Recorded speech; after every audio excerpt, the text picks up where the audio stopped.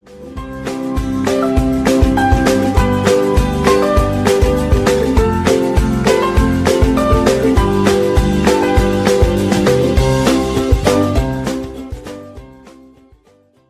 muy buenas noches y bienvenidos sean todos ustedes a esta videoconferencia de esta noche.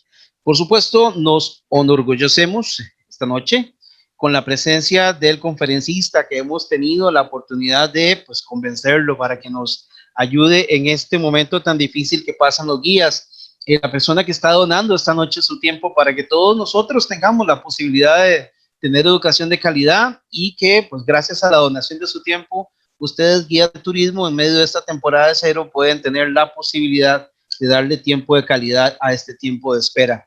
Nos referimos, por supuesto, a don Juan José Alvarado Barrientos, el doctor Juan José Alvarado Barrientos, quien es doctor en Ecología y Conservación de la Universidad de Baja California del Sur en México. Además, es un investigador adjunto del Centro de Investigaciones en Ciencias del Mar, el CIMAR. También él es investigador de la Escuela de Biología de la Universidad de Costa Rica. Tratando de encontrar publicaciones del doctor, pues me encontré casi un centenar de ellas y una enorme cantidad de material que usted puede utilizar como guía de turismo, inclusive usted agencia de viajes, para preparar sus itinerarios y para preparar la información de calidad, eso sí, de calidad, porque las investigaciones del doctor son de altísimo nivel. Doctor, para nosotros es un gran orgullo contar con usted esta noche acá y agradecerle. El guiado costarricense le agradece la posibilidad de que usted nos regale este ratito.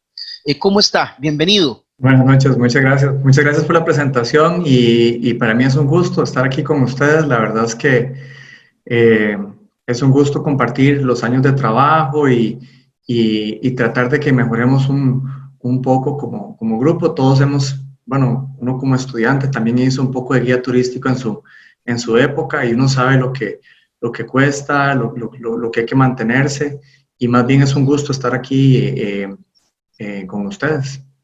Muchas gracias, profesor.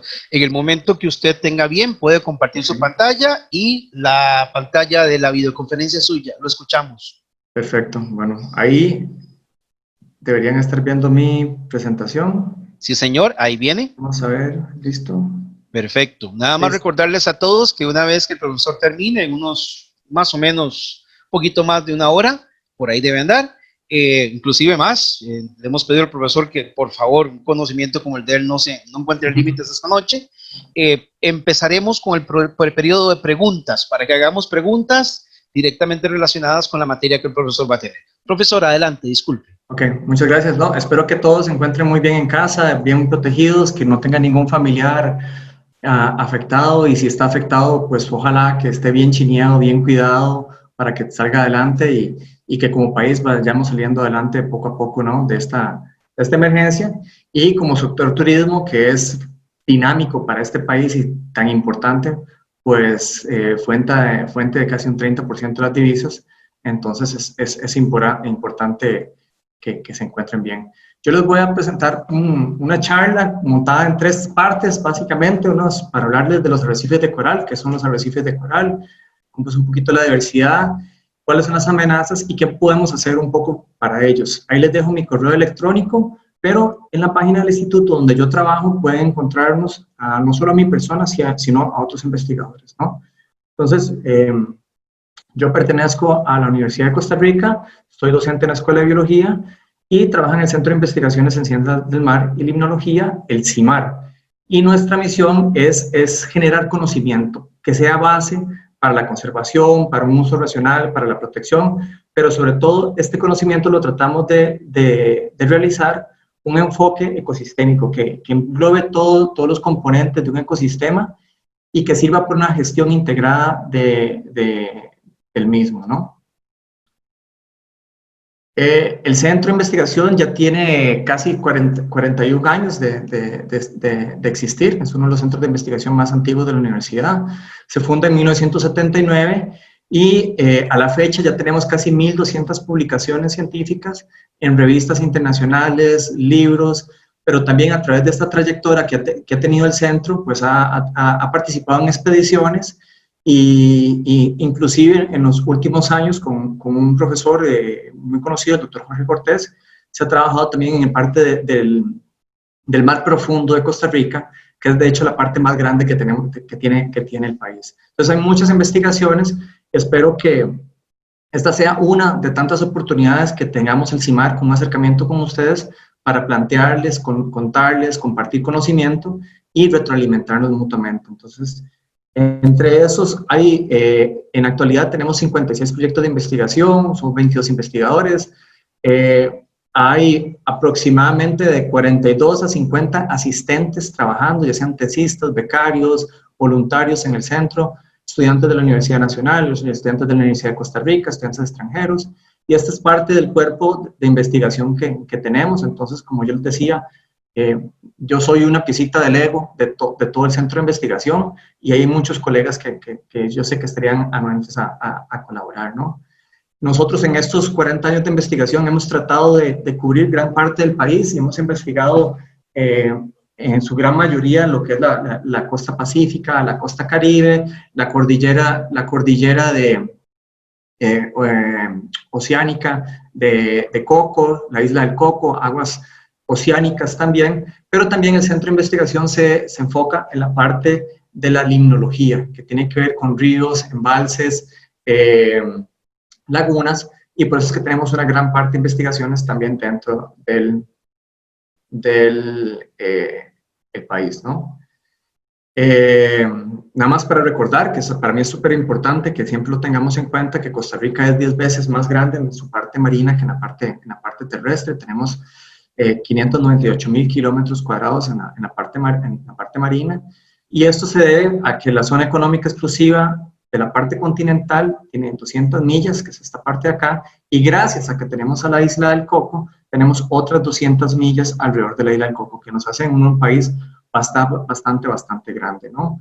La zona económica exclusiva de la parte caribe tal vez es más pequeña, pero se comparte con otros países, y siempre también hay que tomar en cuenta eso, que este en realidad es el mapa que deberíamos estar manejando, no el mapa que nos enseñaron en la escuela, que era Costa Rica, muy pequeña, y con un recuadro siempre aquí en esta parte de acá donde veíamos la isla del Coco, y en realidad la isla del Coco se encuentra a 550 kilómetros de la costa, y es el único punto que sobresale de esta cordillera volcánica submarina del Coco, ¿no?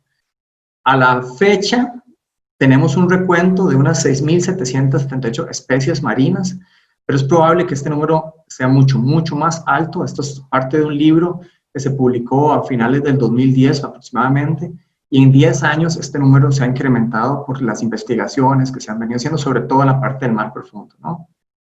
A pesar de que este número puede ser que esté desactualizado, Costa Rica representa en la parte marina el 3.5% de la diversidad mundial, que es un porcentaje muy alto para un porcentaje tan pequeño de todo lo que cubrimos en el planeta, ¿no? Pero como les mencionaba, también nosotros trabajamos en la parte de agua dulce, de aguas continentales, y hay que recordarse que Costa Rica tiene 18 cuencas, 600 cuerpos de agua entre lagos y embalses, y en la parte terrestre tenemos en la actualidad un recuento de aproximadamente unas 8,000 especies, ¿no? Y recuérdense el número anterior de unas 6,000 y cacho especies en la parte marina, pues se debe a la dificultad, ¿no? De trabajar en el mar tiene su dificultad en tiempo, sobre todo a la hora cuando hablamos de bucear, el tiempo que nos presta un tanque es limitado, puede ser de 1 hora, puede ser de 20 minutos, hasta la profundidad a la que vayamos a llegar, y entonces eso nos deja, dependiendo del trabajo que vayamos a hacer, muy puntual, ¿no? Estas son algunas de las líneas que tenemos de investigación, desde cambio climático hasta ecología, conservación, evaluación y gestión, limnología, biotecnología, genética de organismos acuáticos, pero yo les traigo aquí esta información. Si no la conocen, es una aplicación que la pueden bajar tanto para teléfonos Android o para teléfonos iPhone, que es el mío, así la pueden encontrar en internet, y es una base de datos para una aplicación como guía. Es sumamente útil porque le viene toda la información de tablas de mareas, oleajes, pronósticos, está actualizada semanalmente. Si hay una alerta de oleaje fuerte, le indica el oleaje, cómo puede estar, si es alto, si es apto para bañistas, si no es apto para bañistas. Entonces, es una aplicación que también cuenta con el respaldo de de la Comisión Nacional de Emergencias, y yo pienso que es bastante útil para trabajo, no solamente para turismo, sino para pesca, inclusive para planear unas vacaciones con su familia, ¿no? Entonces, entrando un poco ya de lleno sobre la parte de los arrecifes de coral, que es lo que nos trae a nosotros a hablar acá, ¿no? Entonces, como vemos en esta imagen, ¿no? Tenemos un arrecife de coral, que es un componente donde tenemos organismos en la columna de agua, organismos en el fondo, peces. Entre todas estas grietas vamos a tener langostas, cambutes, cangrejos, y toda esta dinámica que encontramos acá se debe a la construcción de una estructura tridimensional, que esa estructura tridimensional se debe al crecimiento de los corales, principalmente, pero también hay algas calcáreas, esponjas y otros gusanos que tienen un esqueleto de carbonato de calcio que se va a ir sumando, se va a ir sumando, se va a ir sumando y va a formar toda esta estructura. Y además, esa estructura, si fuera infinito el crecimiento, pues estaríamos recubiertos de coral, por decirlo así las cosas. Pero hay un proceso donde hay organismos que van raspando el coral, lo van erosionando, otros organismos que van construyendo, y entonces es un proceso muy, muy dinámico de crecimiento y destrucción. Y eso puede tomar muchos, muchos, muchos años en tener una estructura como esta. Esto es en una fotografía en la isla del Caño, donde diferentes procesos nos pueden llevar a tener esto tan dinámico, ¿no? Entonces, tenemos que recordar que ese pequeño arrecife que estábamos viendo nosotros ahí forma parte de un complejo, ¿no? Entonces, podemos tener ese complejo de estructuras arrecifales uniéndose y formando un sistema arrecifal, y este sistema arrecifal puede convertirse en una barrera. Por ejemplo, cuando tenemos a Cahuita, que es la única barrera arrecifal que tenemos en Costa Rica. Los demás son sistemas arrecifales franjeantes, esos son franjas de coral que se encuentran dispersos a lo largo de la costa, pero esta unidad grande está compuesta de subunidades más pequeñas, que son estos arrecifes, ¿no? Y entonces, como ustedes ven, están construidos por una gama de corales muy diferentes que van creciendo en diferentes formas, tamaños, desde la parte más alta, más somera, a la parte más profunda. Pero si yo hiciera un zoom sobre alguno de estos corales, este coral está compuesto de pólipos, que son organismos muy pequeños, es un animal, son organismos muy, muy pequeños, que van alimentándose de partículas que se encuentran en el agua y van formando un esqueleto. Pero también dentro de su tejido, podemos verlo acá, nosotros lo que podemos ver es que tiene unas manchas verdes o cafezuzcas, y esas son unas microalgas que se encuentran dentro del tejido.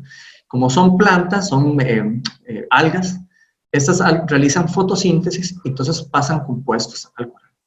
Y de estos organismos hay una alta diversidad de ellos. Entonces, no hay que pensar solo en el coral, en lo que estamos viendo desde la barrera, sino podemos ir pensando desde la dinámica de un organismo muy microscópico, pequeño, que vive dentro de la piel del coral, realizando una simbiosis, y que logra construir toda esta estructura tan grande, ¿no? Entonces, este pequeño video que les voy a presentar es un video que montó la Academia de las Ciencias de California.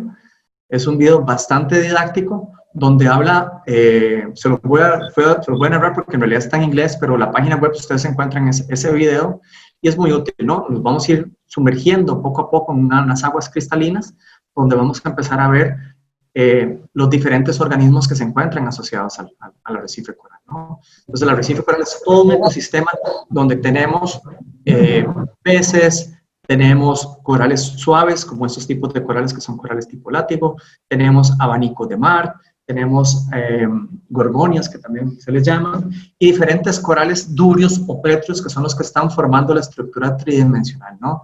También tenemos algunos algas que se encuentran formando esto, ¿no? Ahora, este coral que tenemos acá en particular, si nos damos cuenta, es una estructura dura, de carbonato de calcio, ósea, que va creciendo poco a poco debido a la interacción de que tenemos estos pequeños animalitos acá. Forman una colonia. Esos animalitos se llaman pólipos, ¿no? Esos animales se encuentran a lo largo de toda la colonia distribuidos, y al ser animales, obviamente, pues se van a estar alimentando, van a estar cazando, ¿no? Entonces, ustedes ven, este pólipo lo que tiene es una corona de tentáculos muy sencilla, unos tentáculos sencillos, pero estos tentáculos pueden llegar a atrapar organismos. Y estos organismos son atrapados por unas estructuras que se llaman nidocitos. Esos nidocitos son unos dardos. Es como cuando sentimos un aguamala, una medusa que nos arde en la piel, es lo mismo, porque los corales son parientes de las medusas, ¿no? Entonces, estos dardos los tienen los corales, los inyectan en la piel de sus presas y, pues, obviamente van a estarse alimentando. Pero, como yo les mencionaba, espérense para ver. Dentro de la piel del coral, lo que tenemos, si vamos haciendo zoom a este pólipo, pues lo que vemos son todas estas manchitas que se encuentran acá, son estas microalgas, que vulgarmente nosotros les llamamos zooxantelas, ¿no? Estas microalgas se encuentran por millones dentro de una célula de coral. Por ejemplo, podemos encontrar de entre 3 a 5 millones por centímetro cuadrado de estas microalgas en un pólipo, ¿no? Entonces, eso lo pueden multiplicar por toda la colonia, ¿no? Entonces, al estar realizando la fotosíntesis, están pasándole al coral todas estas sustancias de la fotosíntesis como azúcares, ¿no? Y al ser azúcar, pues es energía que le sirve para al coral. El coral, en cambio, todos sus desechos nitrogenados, pues le sirven a esta microalga como un nutriente para ir creciendo. Entonces, es una simbiosis donde el coral no solo le da protección a esta microalga que se encuentra dentro del tejido, recibe las sustancias de la fotosíntesis y el coral a su vez recibe, la microalga recibe protección y todos los desechos del coral. Entonces, al ir creciendo el coral, pues vamos a tener diferentes formas de irse desarrollando, ¿no? Tenemos corales ramificados, masivos, foliosos, como el famoso coral lechuga que tenemos en el Caribe, o el coral de fuego que también tenemos en el Caribe, que tiene una forma laminar. Tenemos corales que son incrustantes, forman una costra en el fondo. Tenemos corales laminares también, y algunos son de vida libre, ¿no? Que se encuentran no pegados al fondo, sino que pueden moverse debido a corrientes. Entonces, como les decía, dentro de un organismo, dentro de un pólipo, que sería un corte muy sencillo de este organismo, y estos serían los tentáculos. Dentro de estos tentáculos lo que vamos a ver son cientos de estas microalgas creciendo dentro del tejido. Entonces, como les decía, es una simbiosis en la que el coral recibe sustancias, pero también le da protección. Pero lo más importante de esta simbiosis es que permite que el coral crezca rápido, ¿no? Entonces, igual voy a pasarles otro pequeño video que me parece que es importante para que de esta misma gente de la Academia de las Ciencias de California, de cómo es que se construye un coral, porque realmente entender esto es imaginarse cómo el proceso del coral, donde está recibiendo todos estos azúcares, le da la energía suficiente para que forme este esqueleto, ¿no? En el agua, como nosotros sabemos, hay diferentes sustancias, hay sales, hay magnesio, hay calcio, pero también hay carbonatos, ¿no? El coral lo que está haciendo es recibir todas estas sustancias que se encuentran a disposición en la columna de agua y empieza a formar su esqueleto. Empieza a precipitar calcio con este ácido, con los carbonatos, y forma carbonato de calcio, que es lo que está construido su esqueleto. Pues a través del tiempo, el coral va asimilando esto y va creciendo su esqueleto, porque la parte que es de tejido son unos milímetros, pero el coral va creciendo conforme pasan los años. Entonces, la colonia se va desarrollando y va formando otro pólipo, y se va extendiendo como vemos en esta animación. Entonces, va creciendo. Pueden crecer algunas especies 2 centímetros por año, pero otras especies de coral pueden crecer hasta 8 o 10 centímetros por año. Y eso va a depender de la profundidad en la que se encuentre, estas microalgas que se encuentran viviendo el tejido, y entonces vamos a tener diferentes formas de coral que vayan a estar relacionándose. Entonces, en esta animación lo que vemos es como una especie crece, pero otras también se van desarrollando. Entonces, tener toda esta composición de un arrecife que vemos en el video puede tardar cientos de años, porque mientras la larva cae en una piedra, empieza a crecer, a reproducirse, a formar su colonia, pues pueden pasar bastantes años. Pero no solo eso, sino que dentro del mismo arrecife podemos tener microsistemas, ¿no? Corrientes donde fluye agua caliente, o la temperatura, o el sol penetra más fuerte, Y estas corrientes también pueden hacer que una misma colonia pues tenga otra morfología diferente a otra muy cercana, como tenemos acá. Entonces, es un proceso muy, muy dinámico lo que tenemos a la hora de formar un arrecife y tarda su tiempo, ¿no? Entonces, tener un ecosistema como este, como el que se ve en la animación, tan dinámico, tan lleno de vida, pues toma su tiempo, ¿ok? Entonces, igual, lo que nosotros veíamos es que esta es la parte, y estos son milímetros, donde el coral va creciendo, sus tentáculos, su boca, es como una bolsa donde se va alimentando, y bajo de él va todo el esqueleto. Y este esqueleto se va depositando, se va depositando y se va depositando, y logra formar toda esta estructura que es un arrecife coralino, ¿no? Entonces, para tener un arrecife de coral y tener esta maravilla que tenemos en esta fotografía, que en realidad esto es una fotografía de un arrecife en Australia, lo que necesitamos son al menos 6 elementos básicos, ¿no? Uno, tener un sustrato adecuado. Primero, los corales no se van a desarrollar sobre fondos lodosos, arenosos, donde el sustrato es inestable. Necesitamos un sustrato rocoso o donde existiera coral antiguamente, ¿no? Entonces, sustrato duro. La temperatura, ¿no? Una temperatura cálida, entre unos 18 y unos 30 grados centígrados. Y los corales generalmente prefieren vivir entre los 26 y 29 grados centígrados, porque sus tasas metabólicas, el crecer, el reproducirse, se acelera bajo estas temperaturas. Entonces, generalmente, por eso es que los encontramos en aguas muy someras y en aguas tropicales, ¿no?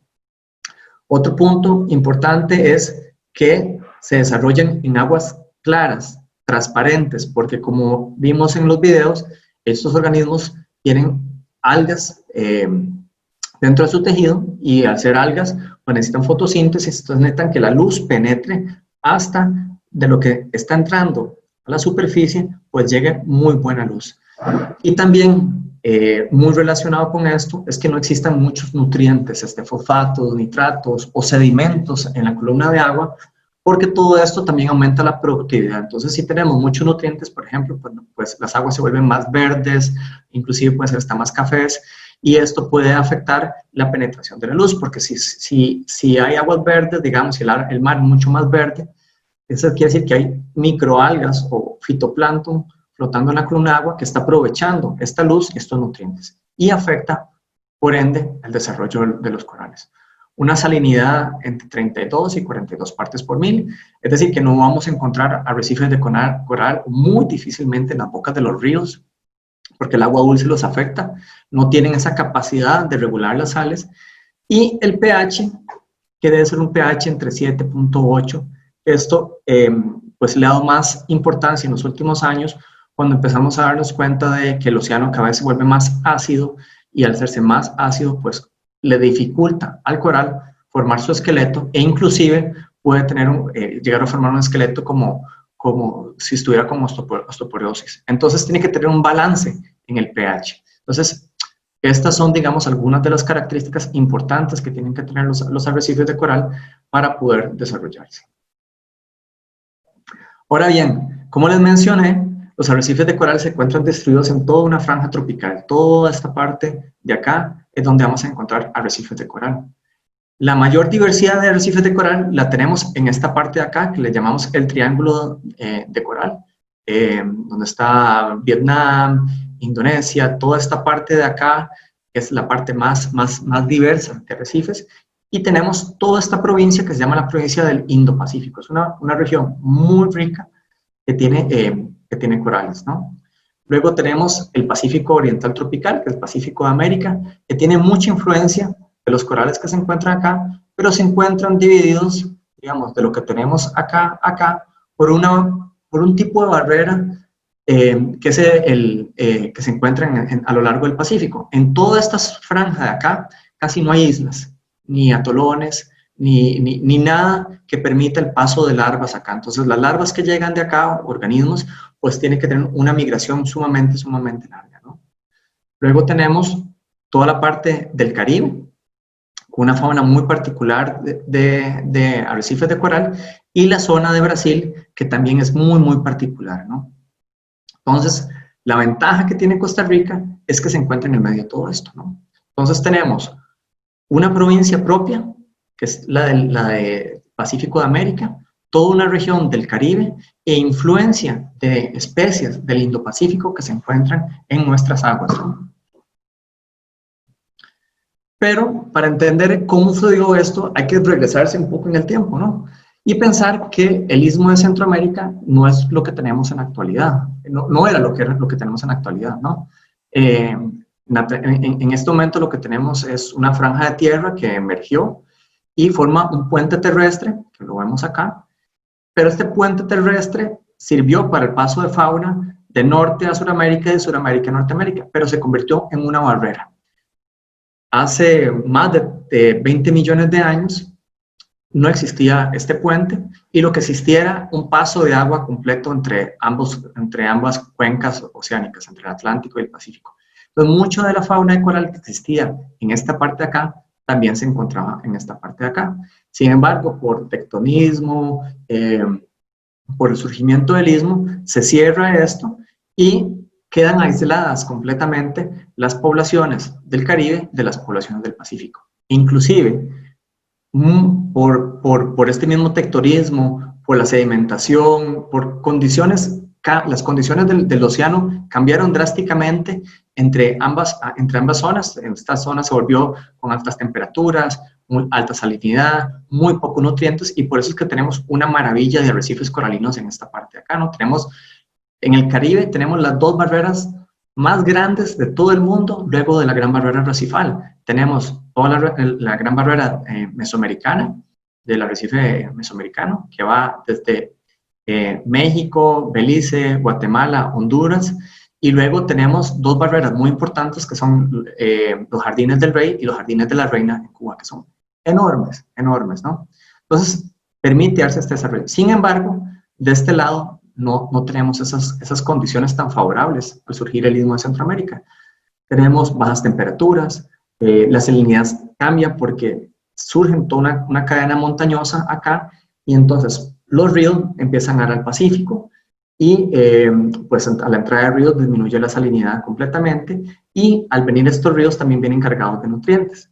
También se dan otros fenómenos que se dan mucho en diciembre, que son la entrada de los nortes, y estos vientos norte lo que hacen es que empujan, tanto en la zona de Tehuantepec, en el Golfo de Papagayo y en el Golfo de Panamá, las aguas superficiales, las empujan, y estas aguas superficiales son reemplazadas por agua del fondo, que son muy ricas en nutrientes, y eso favorece, que sean aguas muy productivas. De hecho, por eso es que tenemos estas zonas de acá con altas pesquerías, porque son aguas muy, muy productivas. Entonces, tenemos dos cuencas muy, muy diferentes entre el Caribe y el Pacífico, y eso va a afectar los corales que tenemos, ¿no?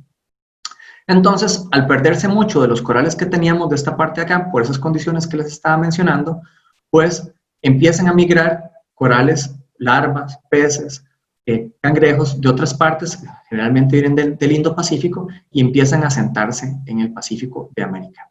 También existieron zonas que fueron como refugios, como el Golfo de California o algunas otras partes, que tal vez quedaron menos afectadas por el surgimiento del istmo, pero recuerda que esos son procesos de miles de años, y entonces hay una fauna muy, muy particular.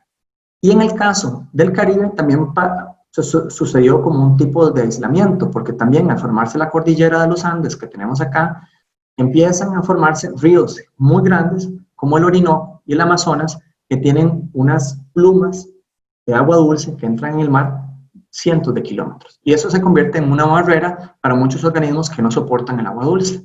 Entonces, se aísla la fauna de Brasil de la del Caribe, y comparten muy pocas especies, mientras que la fauna del Pacífico se aísla completamente de la fauna del Caribe. Y es importante mencionar que no compartimos ninguna especie de coral entre el Caribe nuestro y el Caribe y el Pacífico de Costa Rica. Son dos faunas completamente diferentes. Entonces, pensando un poco en esto y en el desarrollo de los arrecifes de coral, tenemos un desarrollo muy, muy diferente, ¿no? En el Pacífico nosotros tenemos arrecifes en parches, que son arrecifes pequeñitos, cortos, van a ser discontinuos, generalmente van a ser formados por una especie. Van a haber otras especies presentes, pero van a ser una especie la principal constructora. Generalmente vamos a tener los cirios, que son estos corales que están, o Xylopora, o algunos que les llaman núcura, que son estos corales masivos como Porite lobata, o Pavona gigantea, o Pavona claus, que son estos corales que tenemos acá, ¿no? Y van a estar muy restringidos a la profundidad por lo que yo les decía de la penetración de la luz, ¿no? Entonces van a estar muy cerca de la costa y van a llegar hasta tal vez 22 metros de profundidad. En la isla del Coco pueden llegar hasta 25 metros de profundidad, pero en la zona continental nuestra, 15 metros en arrecifes de coral, ¿verdad? A veces nosotros confundimos lo que es un arrecife coralino a lo que es un arrecife rocoso, ¿no? Y en el Pacífico nuestro, 17 especies son endémicas. Cuando me refiero al Pacífico, es al Pacífico de todo esta parte de acá. Mientras que en la zona del Caribe lo que vamos a tener son arrecifes que van a ser más frangiantes, son mucho más largos. Pensemos en los arrecifes que tenemos en Punta Cocles, en Manzanillo, que son más extensos, son unos parches mucho más largos. O tenemos una barrera como la barrera de Cahuita, ¿no? Que mide casi 5 kilómetros, ¿no? Van a ser multiespecíficos, no van a ser solo construidos por una especie, sino que vamos a ser diferentes especies de coral. Y a diferencia de los corales de los arrecifes del Pacífico, en los arrecifes del Caribe, vamos a tener una zonación muy clara, donde tenemos una laguna, una cresta, un frente arrecifal y un talud. En los arrecifes del Pacífico, esa estructura no es tan fuertemente definida como en los del Caribe, ¿no? Y tenemos 37 especies endémicas en toda esta región, ¿no?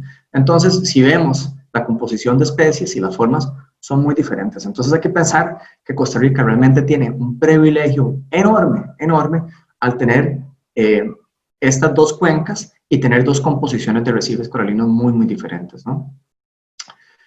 Ahora, centrándonos un poco más en el país, podemos ver lo que les mencionaba, la isla del Coco, la cordillera de Cocos. Pero entonces, en términos de cómo yo podría dividir Costa Rica, en términos de diversidad de arrecifes coralinos, lo que tenemos es toda la parte de Guanacaste, Pacífico Norte, que los arrecifes están sujetos a un afloramiento costero. Es decir, estos vientos alisios que vienen de diciembre a abril soplan muy fuerte. De hecho, el agua puede llegar a bajar 18 grados centígrados, mientras que el Pacífico Sur puede mantenerse en 30 grados centígrados en el mismo mes. Nosotros tenemos sensores de temperatura en la zona de Bahía Salinas, que hemos registrado temperaturas de 12 grados centígrados al menos 2-3 días. Y eso también afecta. Recordemos que nos encontramos en una zona tropical y eso pues desacelera metabolismos, blanquea los corales, produce mortalidades, ¿no? Pero esas temperaturas tan bajas solo ocurren en años de la Niña. Pero entonces tenemos esta zona que es zona de afloramiento costero, ¿no? Tenemos la zona del Pacífico Central al Pacífico Sur, que es una zona técnicamente estable, es decir, no tenemos la influencia de este afloramiento y la temperatura generalmente a lo largo de todo el año se mantiene entre 28 y 30 grados centígrados, es mucho más cálida, ¿no?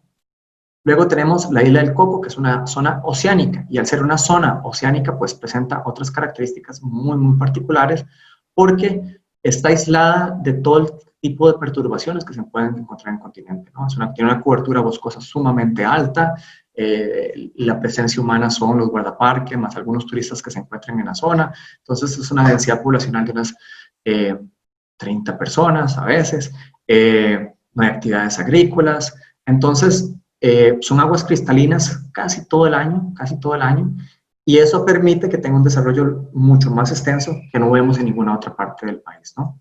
Y luego tenemos la zona del Caribe, que es una zona también térmicamente estable como la del Pacífico, pero está influenciada por la temporada de huracanes, y entonces, de hecho, la mejor época del Caribe para trabajar, en el caso de pensando de arrecifes de coral, siempre es septiembre-octubre, cuando hay una absorción de humedad en la parte de las Antillas Mayores, y entonces eso permite que el mar de nosotros sea mucho más calmo en esta temporada del año, ¿no?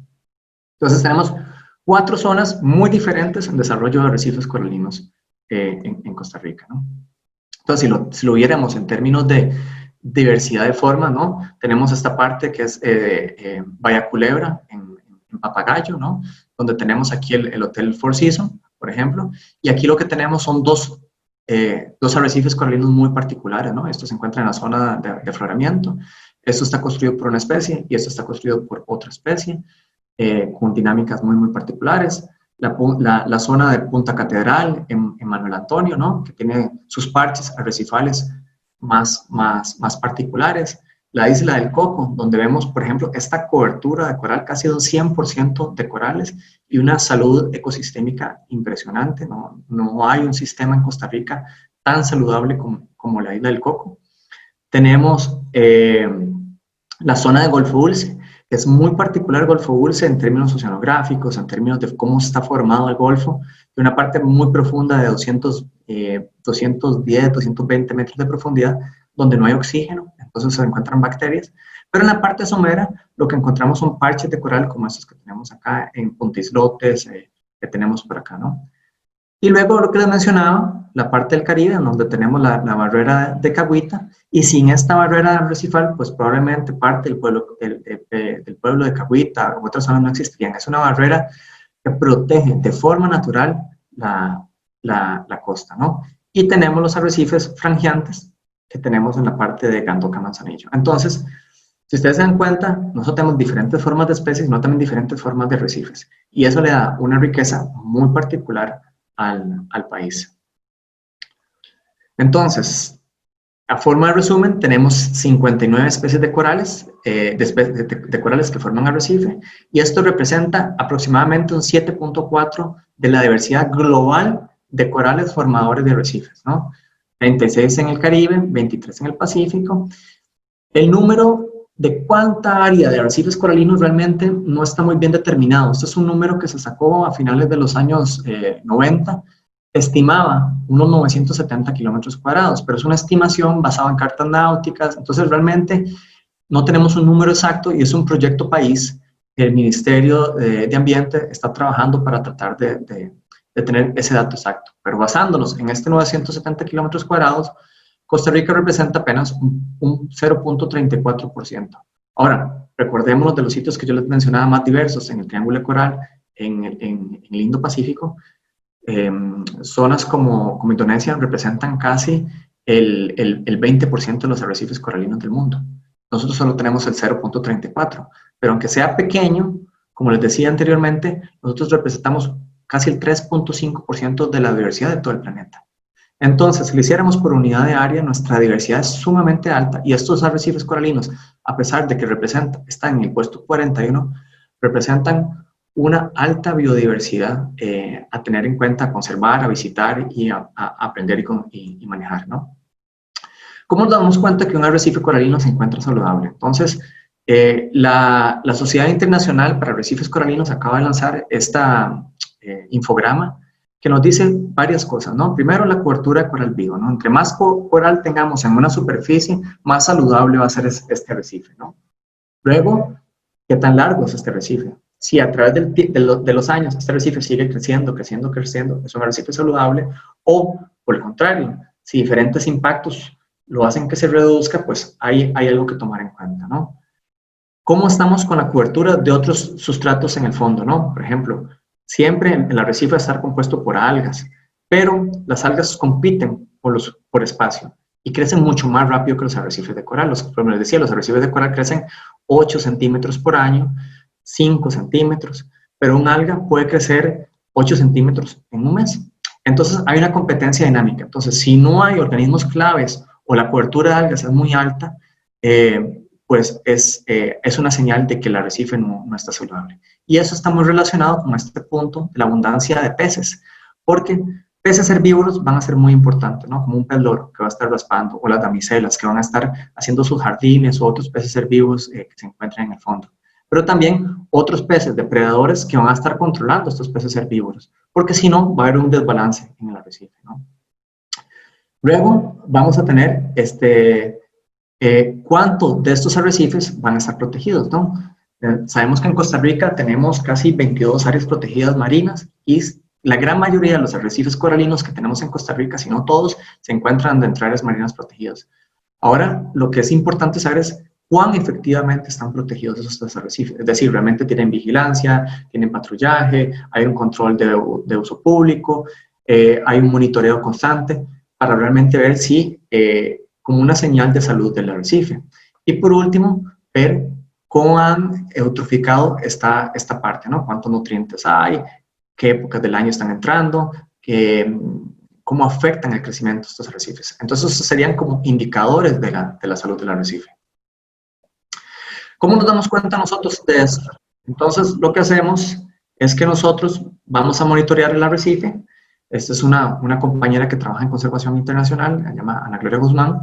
Ella se dedica a hacer censos de peces, tiene una muy buena flotabilidad, y entonces en esta tabla acrílica, hecha aquí en Costa Rica, y con lápices estos de que se cambia la puntita, vamos apuntando qué peces hay. Ella cuenta qué peces, luego va terminando a través de identificando las especies, cuenta cuántos individuos se encuentra y va también estimando el tamaño. Ya de muchos años ya se va dando cuenta qué tamaño van teniendo los peces. Y eso nos ayuda a tener la biomasa para saber qué tan saludable es el arrecife. Luego, otra persona que se encuentra atrás, y este soy yo, pues vamos cuantificando cómo está el fondo, ¿no? Entonces, vamos viendo la cobertura del arrecife, cuánto coral vivo, cuántas algas, cuántas rocas, y luego otro compañero que se encuentra en el fondo, en este caso es un estudiante de licenciatura de la Escuela de Biología, Sebastián Mena. Él va contando los invertebrados que se encuentran en el fondo, va contando cuántas langostas, cuánto cambute, cuántas estrellas de mar, y nos vamos dando idea de la diversidad que tiene un ecosistema. Y eso nos va a dar esos indicadores de salud que mencionamos anteriormente, ¿no? A través del CIMAR, de estos 40 años de investigación del CIMAR, nos hemos dado cuenta de varias cosas, ¿no? Primero, en el Caribe ha existido una disminución en la cobertura de coral vivo a través del tiempo, ¿no? Y eso es un fenómeno desde todo el Caribe, ¿no? Antes teníamos una cobertura de un 80%, de un 40%. Piensen en un bosque, ¿no? Y un bosque, una alta densidad de árboles completamente tupido cubriendo una superficie, ¿no? Hay parches. Entonces, digamos que esa parte más tupida cumple un 40% de corales, ¿no? Pero va disminuyendo con el tiempo, y en la actualidad el Caribe, la cobertura es relativamente baja, un 15, 10% de coral vivo, ¿no? Hay diferentes factores que han afectado. El terremoto de Limón del 91, los que lo vivimos, nos acordamos, yo era pequeño en esa época, pero me acuerdo del susto, pero digamos, don Jorge Cortés y colegas del CIMAR fueron a investigar y se dan cuenta, por ejemplo, el Limón se levantó, la parte muy importante se levantó más de 1,5 metros en menos de un minuto. Partes en Puerto Viejo, en Gandoca Manzanillo se levantaron 40, 50 centímetros, ¿no? Pero entonces imagínense, un arrecife como este, de repente emerge en menos de un minuto y queda expuesto, ¿no? Entonces podemos ver estos corales, estas cabezas de coral, que empiezan a oler mal, y ellos empiezan a investigar, bueno, qué especies de coral, qué peces estaban en las grietas, y empiezan a investigación, ¿verdad? Luego, otros factores que no se notan muy bien en esta imagen satelital son la presencia de plumas de sedimentos que vienen de plantaciones tierra adentro, que vienen con fertilizantes, o sea, nutrientes, que entran al mar, y eso afecta el desarrollo, afecta aspectos reproductivos, puede hacer que produzca enfermedades en los corales, y entonces también viene afectándolos, ¿no? Pero otro punto importante es la presencia de especies invasoras, ¿no?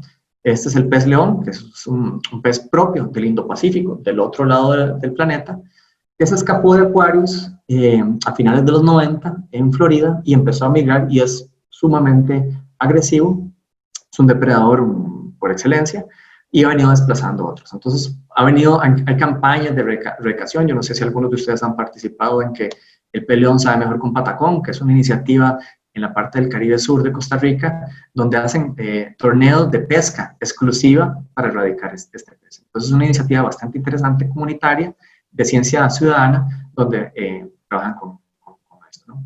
Y entonces, lo que les decía, en la actualidad, la cobertura de coral viva es de apenas un 10%. Pensamos que antes teníamos un 40%, y esa es una tendencia que la vemos bastante común a lo largo de todo el Caribe, ¿no? Todos estos puntos que están acá formamos parte de una gran red de monitoreo, y Costa Rica tiene una tendencia muy similar a la vista en Belice o en Jamaica, donde la cobertura era sumamente alta, y después de diferentes fenómenos que han ocurrido, la cobertura ha disminuido. Claro, hay zonas como Barbados, Bonaire o Curazao, donde la cobertura se ha mantenido sumamente saludable, y eso se debe a diferentes acciones de conservación, de manejo que se han dado en estas zonas, ¿no? En el Pacífico podemos hablar de la isla del Coco. La isla del Coco empezaron a trabajarla el grupo de don Jorge Cortés, mencionaba, de los años 80. Ellos determinaron una cobertura muy baja de coral en la isla del Coco en los años, a finales de los 80 por el impacto del fenómeno de Niño, ¿no? El fenómeno de Niño trae aguas calientes, los corales se blanquean y son reemplazados por esta competencia con algas, y entonces la cobertura de coral disminuyó, ¿no? Pero al disminuir también empezaron a aumentar poblaciones de otros organismos como erizos de mar que empiezan a comerse todas estas algas, pero no solo al comerlas, empiezan a destruir la estructura del arrecife de coral, ¿no? Causan bioerosión.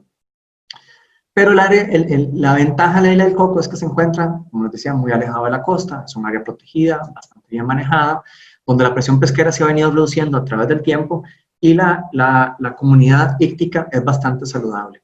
Entonces, el mismo sistema se hizo cargo de los erizos de mar, empezó a haber depredación por parte de peces, y entonces, por ejemplo, así es como se veía de denso un arrecife en los años, a finales de los 80, y en este diagrama vemos cómo han disminuido las densidades de los erizos, y al disminuir las densidades de los erizos, que es esta línea negra que vemos acá, la cobertura coral ha venido aumentando, aumentando, aumentando. En promedio, en la isla del Coco, está en un 40%, pero en zonas como Isla Pájara, que es una de estos islotes que se encuentran entre Wayfair y Chatham, la cobertura es casi de un 90, un 100%. Es tal vez uno de los lugares más maravillosos para ver arrecifes de coral que tenemos en el país, ¿no?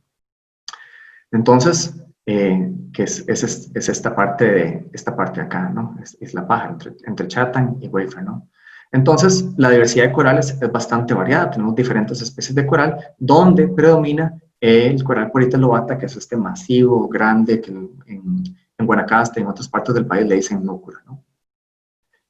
En el Pacífico Sur lo que hemos visto es que es muy variada la cobertura de coral vivo, ¿no? Tenemos zonas como en Dominical, donde la cobertura es sumamente baja, pero zonas como la Isla del Caño, Golfo Dulce, o la península de Osa, pensando en Corcovado, San Josecito, toda esa parte de ahí, la cobertura de coral es bastante alta, ¿no? En la Isla del Caño puede llegar a tener algunas partes, algunos arrecifes pueden tener hasta 50, 60% de cobertura. Lo que nos hemos dado cuenta también en la zona sur es que las zonas que están protegidas de alguna categoría maneja, ya sea zona de pesca responsable como es Golfo Dulce, o un parque marino como es Maino Ballena o la Reserva Biológica del Caño, tienen una mejor cobertura de coral vivo que una zona no protegida, ¿no? Y también lo que nos hemos dado cuenta es que el fenómeno del Niño del 2015-2016, que se llamó el Niño Godzilla, impactó fuertemente en esta zona, ¿no? Entonces, el promedio de cobertura cae entre el 2014 y el 2017. Pero es muy interesante ver que no lo presento acá, pero en datos que tenemos del laboratorio, la cobertura se ha recuperado a inicios de este año, que antes de que entramos en modo pandemia, pudimos visitar muchos de estos arrecifes y darnos cuenta de una alta recuperación. Entonces, el sistema es muy resistente y logra recuperarse en tema de 2 años, que eso le ha costado, ¿no?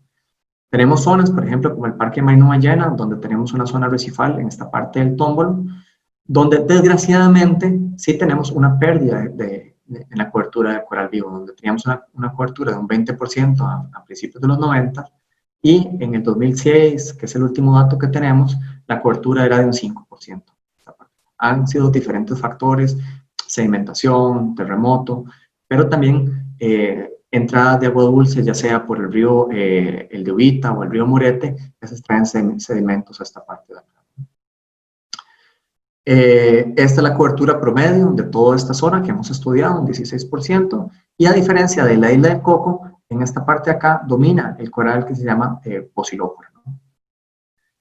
Guanacaste también lo hemos venido trabajando fuertemente, y en el caso de Guanacaste lo que tenemos son diferentes puntos, ¿no? Hemos trabajado desde la zona de Coajiniquil, Bahía Culebra, Bahía de Piratas, toda esta parte de acá hemos venido estudiando, y lo más triste de esta zona, que tal vez era la zona en los años 90 con la mayor cobertura de coral vivo de todo el país, inclusive más que la isla del Coco, es que en la actualidad apenas es de un 5%, ¿no? La única parte que tiene una alta cobertura de coral vivo es una pequeña ensenada que se encuentra en Santa Elena, que se llama Matapalo, donde la cobertura es casi un 50%. Es un arrecife de Posilópora, estos cirios bastante bien protegidos. De hecho, fue declarado área protegida, creo que a finales del año pasado, Pero si ustedes se dan cuenta, todo lo que es esto negro es coral, ¿no? Papagayo, Punta Gorda, Brasilito, San Juanillo, que hay unos arrecifes muy bonitos en la zona de San Juanillo,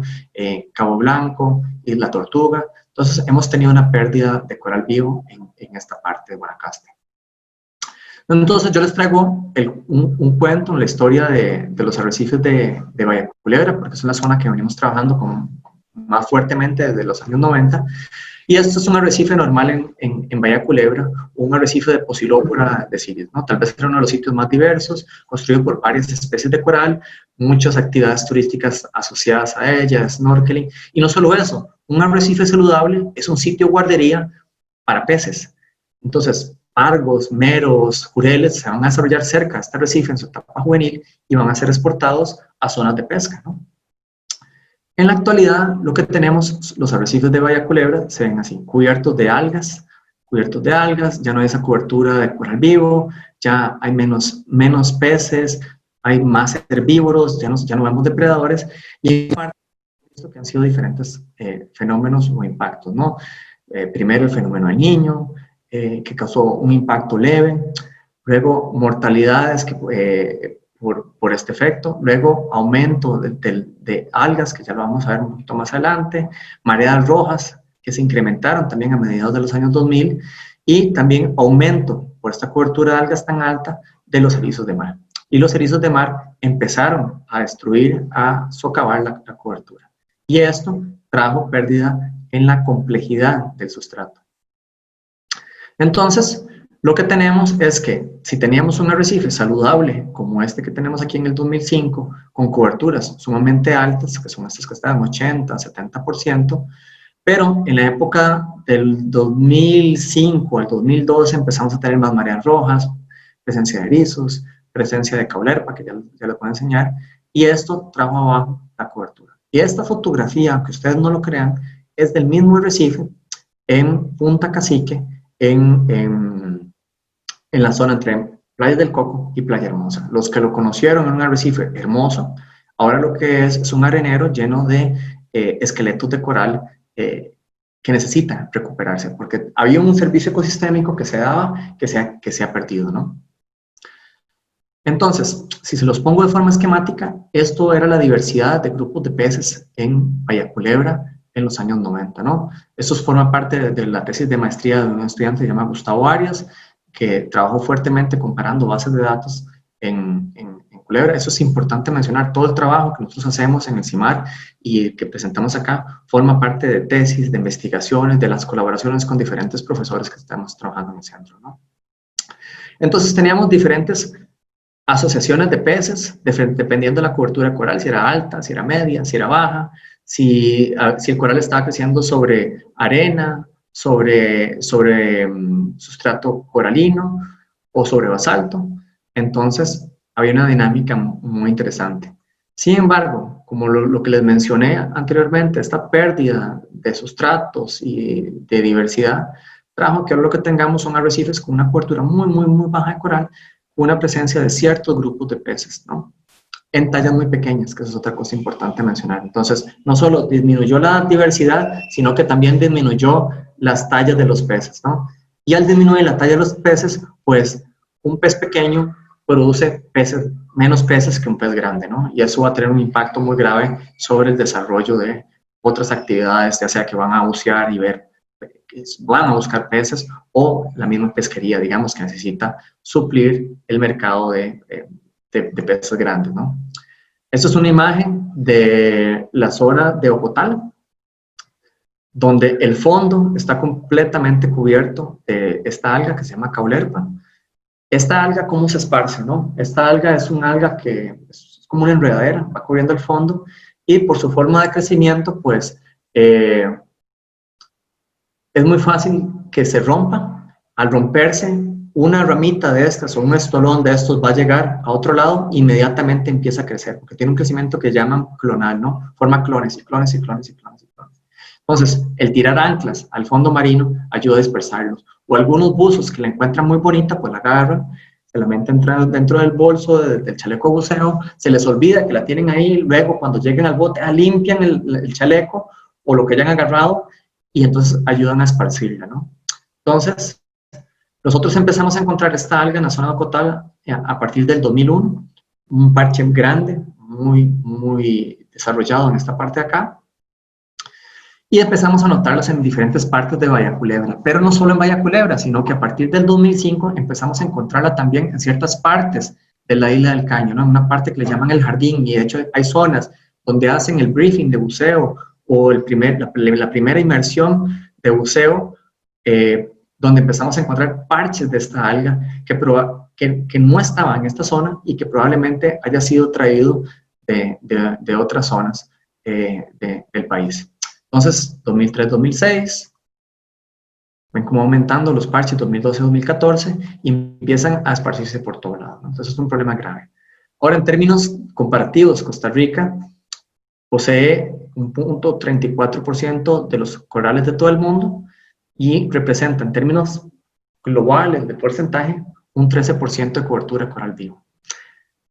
¿Qué está mal? Pensándolo bien, si pensábamos que en los años 80 teníamos casi 40, 50%, pero es un fenómeno global, ¿no?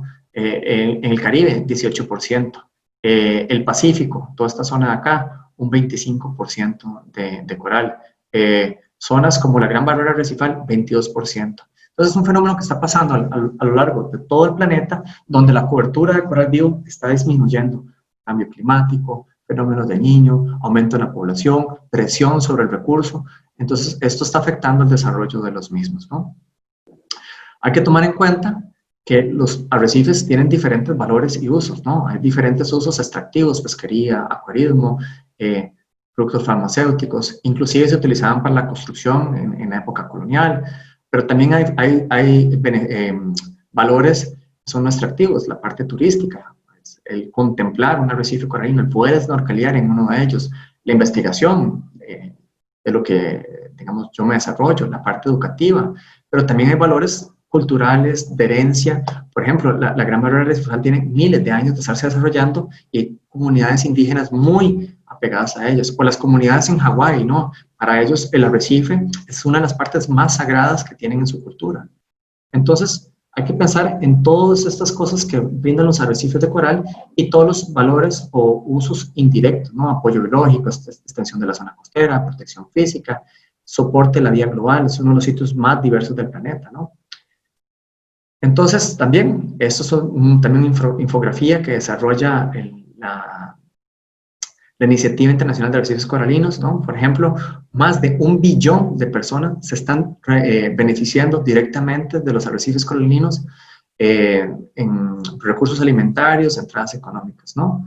Los arrecifes coralinos sostienen un 25% de la vida marina de todo el planeta y gracias a esto se están produciendo 36 billones de dólares solo relacionado a la actividad turística, ¿no? Esto también, por ejemplo, se traducen en aproximadamente 6 billones de dólares de lo que están protegiendo las costas. Es decir, que si no existiera esta barrera coralina, el océano estaría avanzando y estaría erosionando la costa. Entonces, todo lo que está detrás le brinda un servicio, ¿no? Y el prospecto, por ejemplo, de encontrar nuevas drogas, nuevos productos farmacéuticos, curas para el cáncer, para tumores, se aumenta entre un 300 a un 400 veces de lo que tenemos en la parte marina y sobre todo en los arrecifes de coral a lo que tenemos en la parte terrestre, ¿no?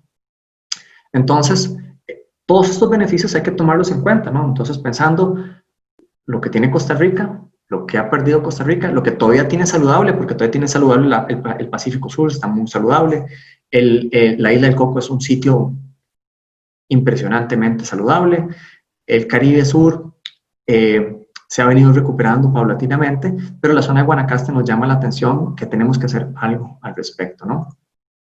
Esto es a escala global, algunas de las principales amenazas, por ejemplo, donde se están desarrollando, por ejemplo, tenemos entre esas amenazas, tenemos el mismo turismo, la pesca con veneno, la sobreexplotación, sedimentación, pesca con dinamita que se utiliza en varias partes del planeta, ¿no? Y sobre todo, una de las mayores amenazas para los arrecifes de coral son la sobreexplotación de los recursos que tenemos en esta parte, ¿no? Tal vez una de las zonas más destruidas es toda la parte del Océano Índico y del Mar Rojo, el Medio Oriente, que son muy deteriorados, Y tal vez esta parte del Pacífico nuestro, tal vez por la falta de información que se tuvo a la hora de desarrollar esto, no sale tan cuantificado. Si ustedes ven, apenas ponen ciertos puntos de coral, pero hay corales en gran parte de todo lo que tenemos de la costa. Entonces hay muchas amenazas hacia los arrecifes de coral, ¿no? Entre estas amenazas tenemos enfermedades, hay muchas enfermedades, sobre todo en la cuenca del Caribe. La densidad de enfermedades es sumamente alta. Hay algunas prácticas pesqueras, ya les mencioné la pesca con dinamita, pero hay ciertas pescas de arrastre que pueden tener impacto sobre arrecifes de coral. Huracanes, que puede ser perjudicial, pero también puede ser beneficioso porque ayudan a la reproducción asexual. Estos corales se fragmentan y ayudan a la inspección. La sedimentación, aguas chocolatadas como estas que llegan al mar, pues obviamente inhiben la penetración de la luz. Desarrollo costero a veces mal planificado, donde también se impermeabiliza el suelo y lo que antes llegaba al manto freático, ahora pues va directamente a la costa. Y lo que les mencionaba de la extracción, esto es en Panamá, en la zona de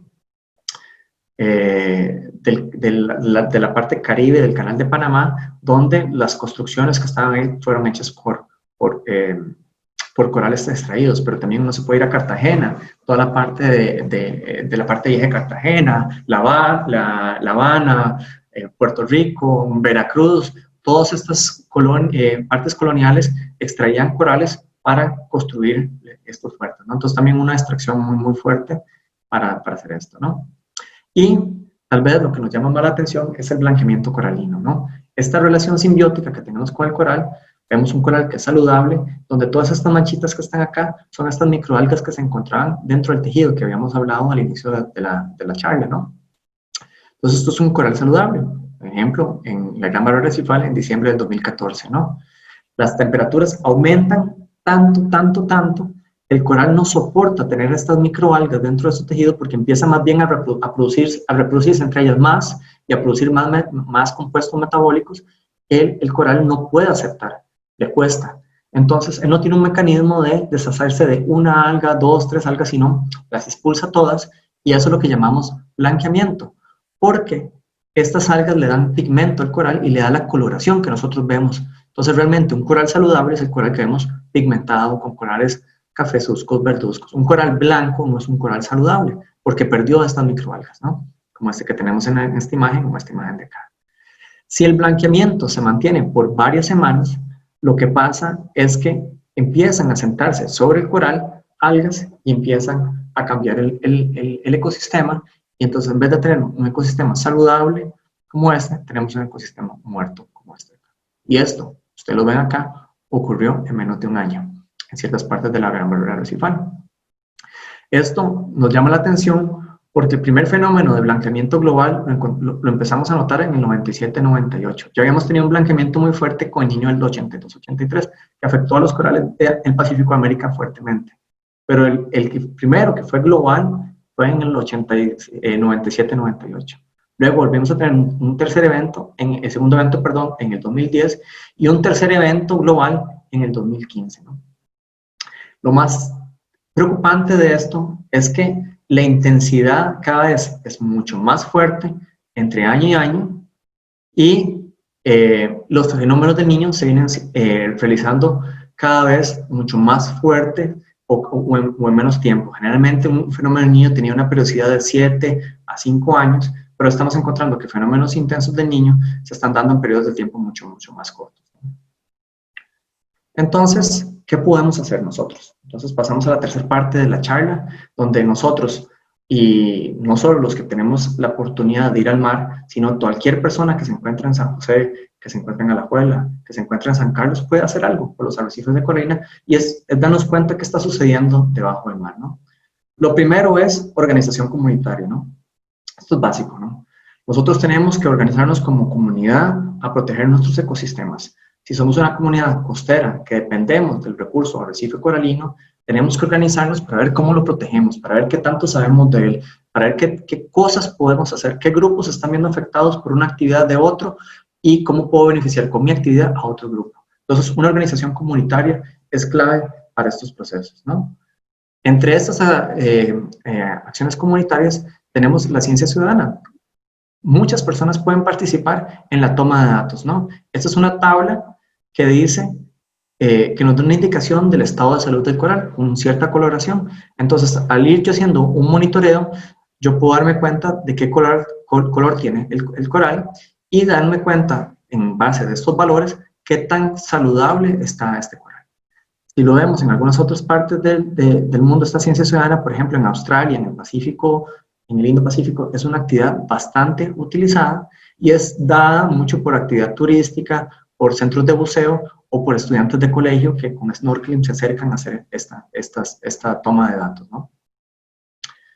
Otro punto que es clave, y no solo para los arrecifes de coral, sino para pastos marinos, playas, manglares, es el manejo integral de cuencas en Costa Rica, ¿no? Tenemos que tener un manejo de los desechos que van a nuestros ríos, porque como lo dice este rótulo que está en algunos alcantarillados en desamparados, es el mar empieza aquí, ¿no?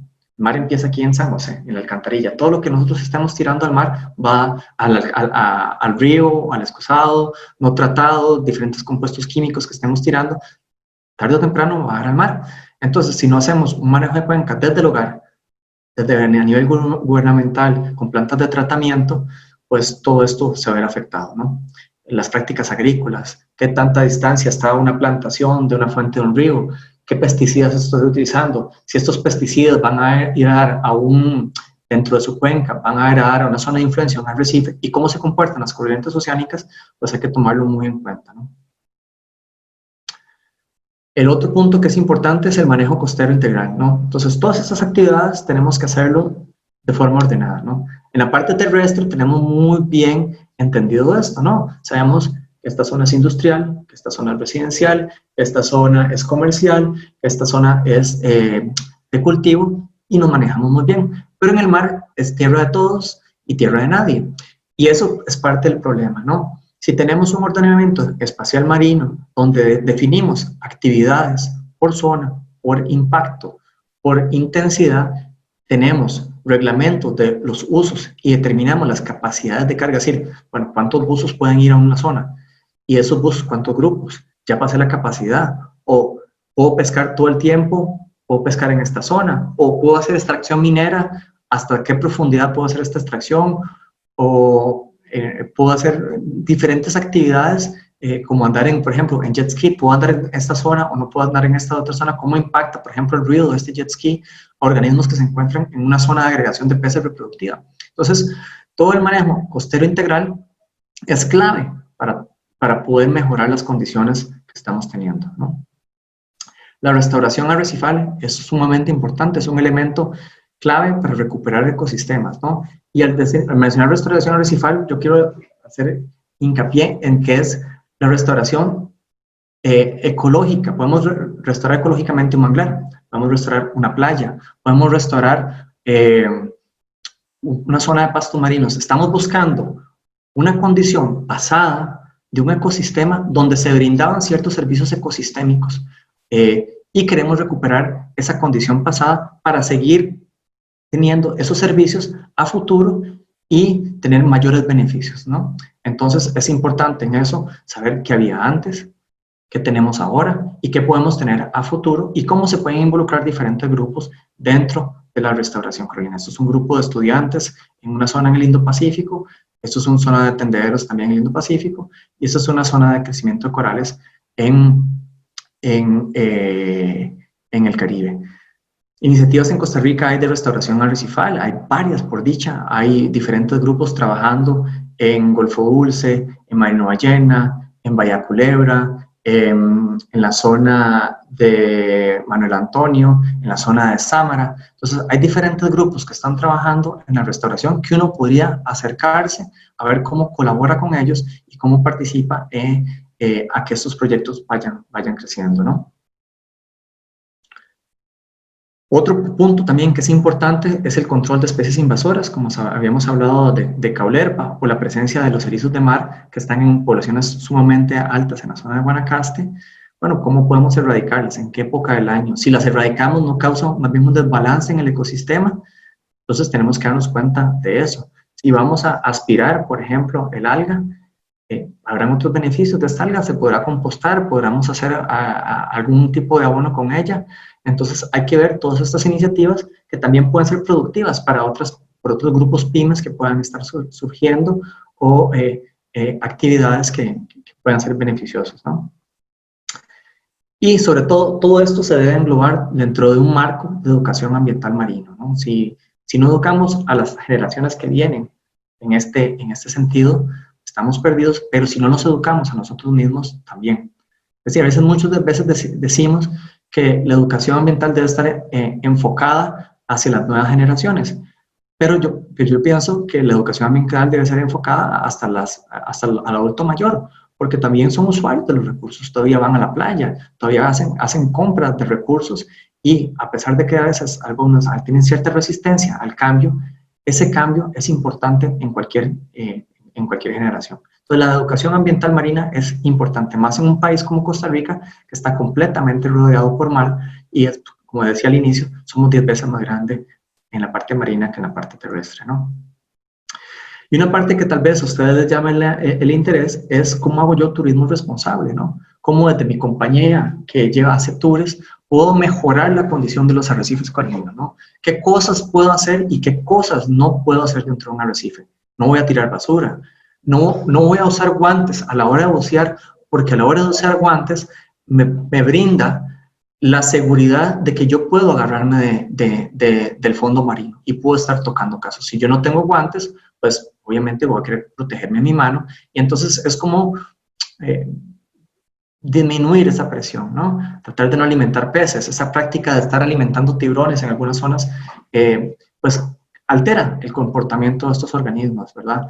No tocar organismos, a veces que andamos con las cámaras bajo el agua, pues las ponemos en el fondo y no sabemos que a veces en el fondo puede haber una esponja y la cámara puede causar un peso lo suficiente para destruir esa esponja, ¿no? Y a veces no somos conscientes, como organismos bípedos que somos y que tenemos nuestros ojos viendo hacia el frente, no nos damos cuenta que están haciendo nuestras piernas, ¿no? Entonces, al patalear o la flotabilidad, nuestras rodillas, nuestras aletas están golpeando el fondo, ¿no? Entonces, hay una iniciativa global que se llama Greenfins, que yo los invito a que la visiten, que la vean, donde hay toda una serie de prácticas en la parte de turismo para realizar en snorkeling y en buceo. Aquí está la página de greenfins.net. Es una iniciativa que nace de las Naciones Unidas, donde trata de certificar a las compañías de buceo en prácticas sustentables de turismo responsable, ¿no? Entonces, uno cumple con ciertos objetivos, y entre mayor puntaje tenga uno dentro de Greenfins, más mal está. Entre menor un porcentaje o puntaje, está mucho mejor. Es decir, que estoy evitando tener cualquiera de estas actividades que están sucediendo en el arrecife, ¿no? Entonces, esto, por ejemplo, es la portada del manual, es gratuito, ustedes pueden bajarlo, y es una iniciativa que también el Ministerio de Ambiente y el Viceministerio de Aguas y Mares en Costa Rica está tratando de ver cómo se implementa dentro del país. Entonces, hay varias cosas que también se pueden hacer en alianza con el gobierno para tratar de mejorar nuestras condiciones de los arrecifes coralinos, ¿no? Y finalmente, todo esto también se tiene que complementar con investigación y monitoreo biológico. Toda la investigación científica que se hace en el país es sumamente importante, y Costa Rica es uno de los países que genera más investigación científica a nivel de región, y hay que seguir soportando esto, ¿no? Entonces, para que lo tomen en cuenta, que las universidades públicas generan mucha información que es pública, que se está publicando y que está al acceso de todos ustedes, como lo que he presentado en esta charla. Entonces, yo creo que eso sería todo de mi parte. Pasaríamos a las preguntas que tengan ustedes. Estoy a toda su disposición. Muchas gracias, profesor. Don Juan José Alvarado Barrientos es doctor en Ecología y Conservación de la Universidad Autónoma de Baja California. Además, es investigador adjunto del Centro de Investigaciones en Ciencias del Mar, el CIMAR. Si usted busca la lista de material que el profesor ha publicado, va a encontrar cerca de un centenar de publicaciones, y como ustedes lo vieron, pues tiene un vasto conocimiento sobre nuestra biodiversidad por debajo de la superficie del agua, y créanme, también por encima de ella. Sin embargo, su fuerte en este caso es la parte del mar y la parte de abajo del mar, y como ustedes lo vieron, pues ha dado cátedra sobre este tema. El profesor también ha donado su tiempo, y pues tenemos que agradecerle muchísimo, profesor, las 44 personas que están en este momento en la videoconferencia, hay 56 en el canal de YouTube, para un total de 108 personas, y 42 más en los canales de Facebook, para un total de 151, 152 personas que están escuchando y beneficiándose de su sapiencia. Tiene saludos desde Turrialba, desde Monteverde, tiene saludos desde El Salvador, desde Cusco, Perú, lo saludan también, lo felicitan desde Curriabat, desde San Rafael de Heredia, y sí, por supuesto que tenemos algunas preguntas acá en la sala de la videoconferencia, pero también tenemos algunas otras preguntas en otros de los medios, y pues si el tiempo lo permite, vamos a abrir también las preguntas audibles por aquello que alguna persona desee hacerle una pregunta directamente al profesor. Nos pregunta doña Yadira Ginesta Lobo, ¿cuál es el estado de salud de los corales de Bahía Brasilito, profesor? Sí, ahí, bueno, en Bahía Brasilito nosotros hicimos una evaluación. Bueno, primero que todo, muchas gracias a todos por estar conectados y tener la paciencia de escucharme hablar tanto. Yo sé que puede ser cansado.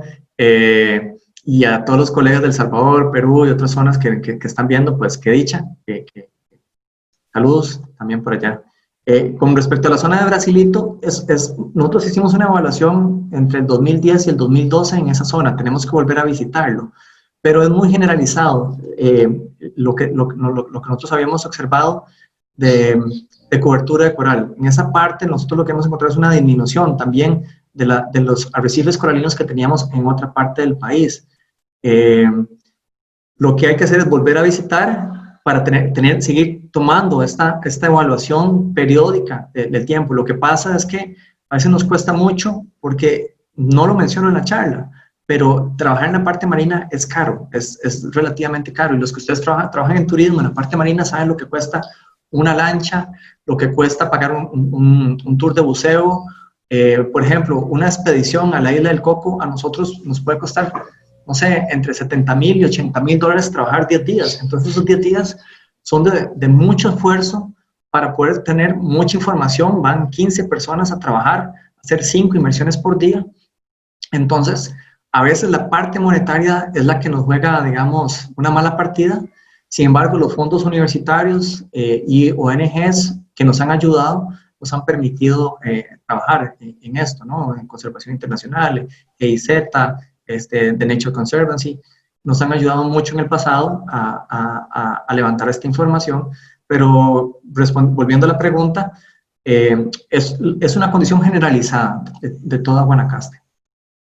Gracias, profesor. Tenemos una pregunta acá en el canal de YouTube, pregunta don Leonel Potoy. ¿Qué sucede con los corales que hay en Patarrá, que son utilizados allá por la zona de Cartago también para el procesamiento de materiales de construcción? ¿Hay algo que nos pueda decir de eso? Eso sería haciendo referencia a corales fósiles, me imagino. Creo que sí. El compañero pregunta por corales fósiles. Sí, bueno, como ustedes vieron, Costa Rica tiene una historia geológica impresionante, ¿no? Y sobre todo durante el Mioceno, hace como unos 20 millones de años, había un mar interno que corría por toda esa parte acá y habían arrecifes fósiles, ¿no? Todo eso realmente la Escuela de Geología de la Universidad de Costa Rica ha tratado de venir haciendo un levantamiento de esa información, pero es difícil porque también hay mucha práctica de colecta de fósiles, no hay reportes, no hay, digamos, no se sabe muy bien el estado de muchos de estos yacimientos fósiles, ¿no? Y es muy difícil tener un control adecuado de la extracción. Entonces, digamos, no podría decirle qué es lo que está sucediendo con eso, porque realmente desconozco de la extracción que se está dando en esa escala, pero debería haber un control porque es patrimonio histórico, digamos, del país, conocer sus arrecifes pasados, ¿no? Y ahí yo me acercaría un poco más a la Escuela de Geología para ver cómo se podría buscar una solución al respecto. Bien, muchísimas gracias, profesor. Tenemos también felicitaciones desde Bahía Ballena. Los saludan también desde Palmar Sur, acá en Costa Rica, y desde San Juan del Sur, en Nicaragua. También los están saludando y agradeciéndoles su charla. Pregunta al compañero Jimmy Alexander, desde acá de Costa Rica, San Rafael de Heredia. Profesor, nos han dicho que tenemos el arrecife coralino más grande del Centroamérica en Cahuita. ¿Qué tan cierto es eso? aunque usted ya lo haya mencionado, por favor, Sí, si nos puede recapitular. No, realmente no es cierto, porque la barrera arrecifal de Cahuita mide aproximadamente unos 5 kilómetros, ¿no? Y como yo les mencionaba, muchos de estos son complejos arrecifales, son formaciones de diferentes estructuras, ya sean barreras o franjas.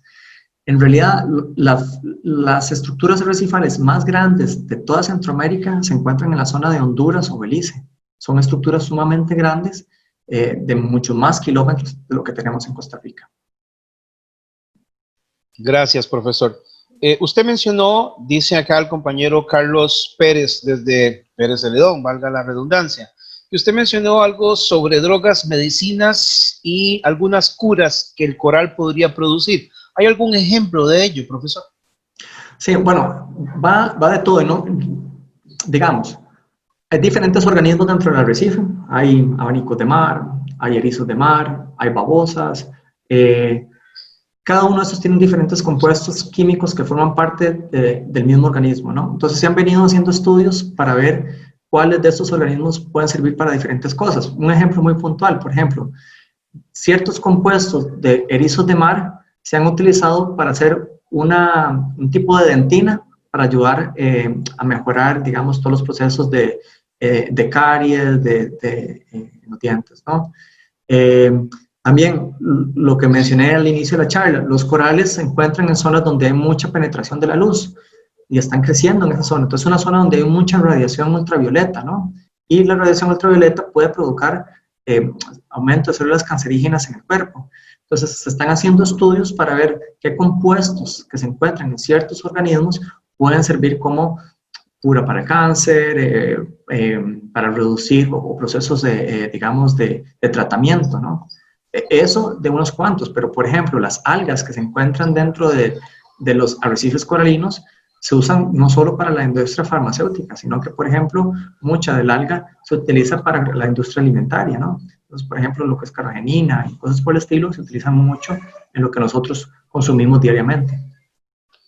Bien, recordarles a todos, en el momento que lo deseen, tenemos la posibilidad de que hagan su pregunta audible para que el profesor escuche sus voces si se nos animan a participar acá en la videoconferencia. Pregunta el compañero Joaquín García, que se mencionan amenazas de varias índoles. ¿Cuál es la amenaza más fuerte, en su opinión, sobre el tema de los arrecifes de coral en Costa Rica? A mi criterio, la amenaza más grande es el manejo de cuencas, porque, digamos, prácticas pesqueras podemos controlarlas, podemos hacer actividades, podemos hablar con pescadores y cambiar técnicas, actividades, crear ciertas vedas, y yo no siento que, digamos, la pesca sea el factor. El turismo también podríamos mejorarlo, podemos mejorar prácticas, pero no es el factor. Para mí es la cantidad de desechos y de las aguas no tratadas que están entrando a nuestros mares. Y eso, podemos hacer restauración, podemos mejorar prácticas pesqueras, podemos mejorar turismo, pero si no mejoramos la calidad del agua que está entrando al mar, todo eso se va a ir para abajo, porque está entrando con nutrientes, está entrando con pesticidas, está entrando con fertilizantes, está entrando con un montón de compuestos químicos que el mar no puede tratar en la cantidad que están llegando. Entonces, si aumentamos la cantidad de plantas de tratamiento, la calidad de las plantas de tratamiento y sobre todo en las zonas costeras, esto puede mejorar sustancialmente. Bien, gracias. Don Enoc, lo tenemos a usted con la mano levantada. ¿Desea hacer alguna pregunta, don Enoc? Sí, buenas noches. Buenas noches a todos y al profesor. Y agradecerle por compartir ese conocimiento con nosotros. La pregunta es el estado del crecimiento o decrecimiento de la cobertura de coral en la isla del Caño. Si existe un estudio reciente o está el estudio generalizado para todo el Pacífico Sur. Gracias. Gracias, Enoc. La isla del Caño es un sitio tan particular, en todo sentido, y al igual que la isla del Coco, la isla del Caño se ha venido estudiando desde los años 80, ¿no? Entonces tenemos un entendimiento de cómo se comporta y en la actualidad está muy saludable. La isla del Caño, tal vez en los últimos años, en los veranos que hay temperaturas altas, se blanquean ciertas partes del arrecife, pero se recuperan. Y en la actualidad, por ejemplo, en términos de cobertura de coral vivo, lo que tenemos ahora es casi lo mismo que había en las épocas, en los 70 y en los años 80, de lo que tenemos de datos. Es decir, hay una cobertura promedio en la isla del Caño de entre un 40 y un 50% de coral vivo, lo que es muy bueno porque también quiere decirnos que la protección que se ha hecho alrededor de la isla ha sido efectiva en el sentido de que ha logrado mantener arrecifes saludables. Gracias, profesor. Don Martín Isenburg, tenemos su mano levantada. Don Martín, ¿tiene alguna pregunta para el profesor? Sí, hola, gracias. Muchas gracias por su charla. Yo vivo en Playa Sámara y aquí tenemos el problema de químicos de cual ustedes han hablado. Yo he visto durante los últimos 2-3 semanas que una persona ha aplicado como 15 hectáreas de terreno directamente al lado del estero Río Lagato y de la playa Sámara con un herbicida que se llama bullgrass y glifosato para una agroquímica. ¿Eso es legal o se puede hacer algo contra eso? Esa zona marítima directamente al lado del mar. Sí, eso, bueno, no es una práctica que sea permitida, eso realmente si ustedes pueden reportarlo directamente con el Ministerio de Ambiente o con el MAC, mejor dicho, porque todos esos pesticidas tienen un manejo específico y no pueden ser vertidos directamente a una cuenca ni a un estero, tienen que tener como todo compuesto químico, tiene que tener un manejo adecuado, ¿no? Puede afectar, no sé, realmente desconozco todos los compuestos que tendrán, pero muchos de estos fertilizantes o pesticidas tienen muchos fosfatos, ¿no? Y el fosfato lo que hace es que inhibe el crecimiento del coral. Lo disminuye completamente. Entonces hay que evitar la entrada de estos compuestos. La zona de Sámara, sobre todo la zona de Punta Indio, el lado de Punta Carrillo, ahí existió un arrecife coralino hermoso, enorme, entre los años 80, que en la actualidad ya no existe, por decirlo así, como existió hace 30 años. Gracias, Martín. Gracias, profesor. Recordarles a todos que también pueden hacer sus preguntas audibles. El profesor también accedió a darnos un tiempo para responderlas. Nada más hay que levantar su manita virtual para ir dándoles el espacio y que tengan esa posibilidad. Profesor, nos pregunta Darío Ferreito, de Nicaragua, ¿qué opinión le merecen los botes con fondo transparente? Pues depende.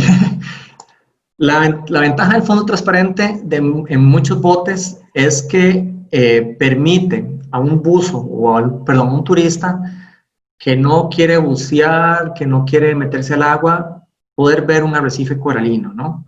El problema está en que, como son corales que se encuentran creciendo en zonas muy, muy someras, con tal de acercarse a un fondo donde este fondo transparente permita ver, a veces acercamos el bote demasiado. Entonces, pues la propela puede golpear o el mismo casco del bote puede golpear.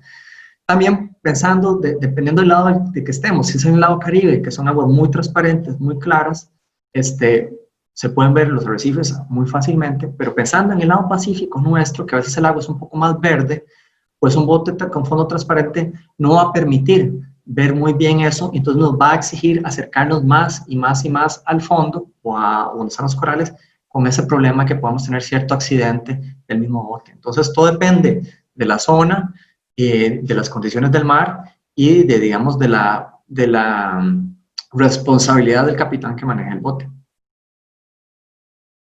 Gracias, profesor. Pregunta don Jorge Rosales, ¿se han estudiado los efectos de las descargas de aguas residuales en arrecifes coralinos? Ya usted había mencionado algo, pero es una pregunta puntual. Sí, bueno, en Costa Rica no lo hemos estudiado, pero en otras partes del planeta sí se han estudiado. En Florida, por ejemplo, las descargas de aguas residuales se han visto que traen muchos compuestos, por ejemplo, como bacterias o compuestos fecales, y muchos de estos compuestos fecales pueden ser que pasen enfermedades a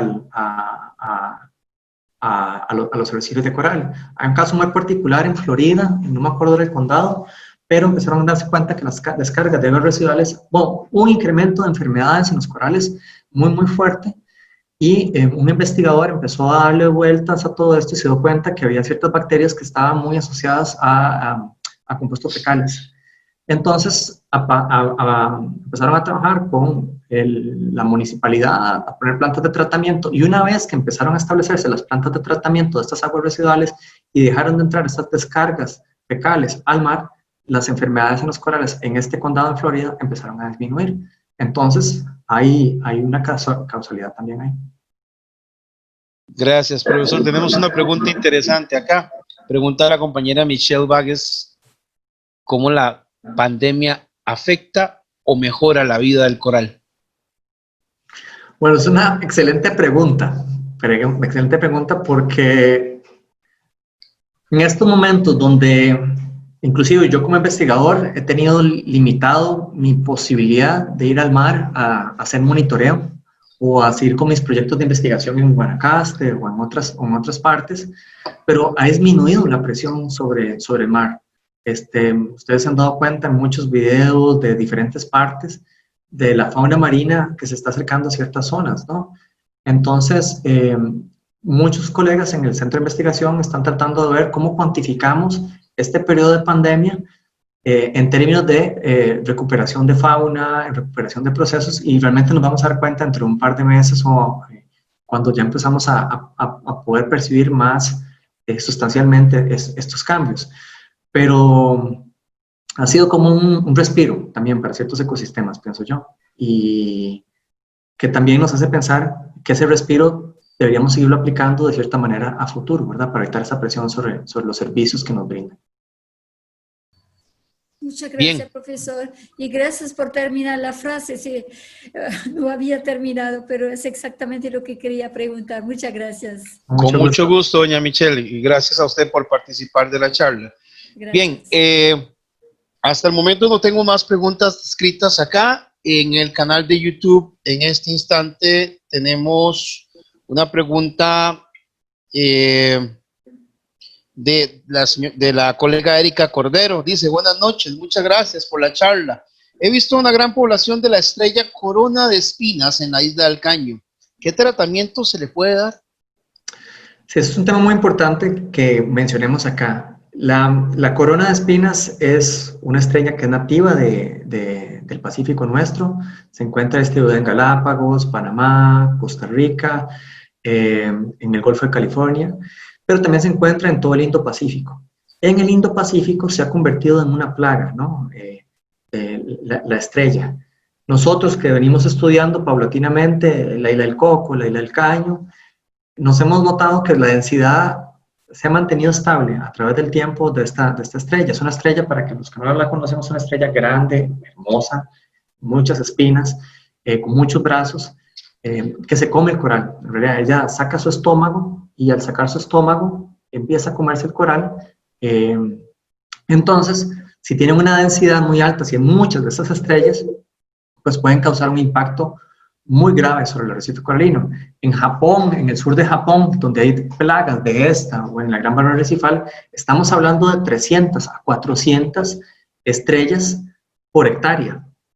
Nosotros, en los datos que tenemos, tanto de la isla del Caño como de la isla del Coco, tenemos densidades de 1 a 2 por hectárea.